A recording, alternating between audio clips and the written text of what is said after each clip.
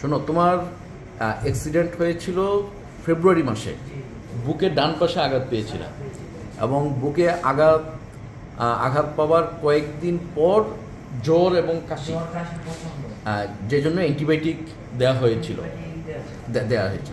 তাহলে আচ্ছা জিজানি, দেখো ওনার চেস্ট এক্সরেতে আগে কিন্তু কখনো সমস্যা ছিল না, তাই না?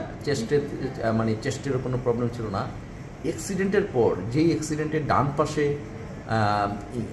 আঘাত পেয়েছিল, ব্যথা পেয়েছিল, তার কয়েকদিন পর কিন্তু রেসপিরেটরি সিমটম ডেভেলপ করলো এবং সেই এক্সরেটা আমরা তো পাওয়া যায়নি। এখন যে চেস্ট এক্সরে, সেখানে দেখা যাচ্ছে যে এরকম একটা ফ্লুইড লেভেল গ্যাস ছিল, তাই না? একটা লার্জ ক্যাভিটি।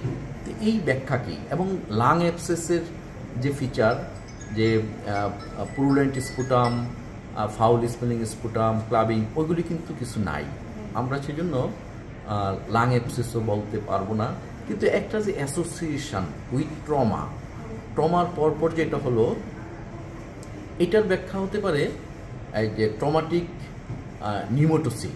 ট্রমার পর কিন্তু নিউমোটোসিল হয়, সেই নিউমোটোসিল পরে ইনফেকশন হয়ে একটা ইনফেক্টেড নিউমোটোসিল ডেভেলপ করতে পারে এবং খুব সম্ভবত আমরা সেটাই ফেস করতেছি। তো জিজানিন, কীভাবে নিউমোটোসিল হয় সেটার মেকানিজমটা তো আমাদের জানা আছে, তাই না? যেমন অ্যালভুলার রাপচার হয়, রাপচার হয়ে এয়ার জমা হবে ইন্টেস্টিনে জমা হয়ে এখানে একটা সিস্টিক স্পেস ডেভেলপ করে। তারপরে যখন ইনফেকশন হয়, থিন ওয়াল সিস্টিক স্পেস ডেভেলপ করে এবং পরে ওয়ালটা থিক হতে পারে। তাহলে এই পেশেন্টের অ্যাবসলিউটলি রেসপিরেটরি সাইডে পেশেন্টের কোনো প্যাথোলজি কখনই ছিল না, অ্যাবনর্মালিটি ছিল না। After trauma patient repeatedly respiratory problem develop করতেছে এবং চেস্ট এক্সরেতে আমরা এরকম একটা সিস্ট পাচ্ছি।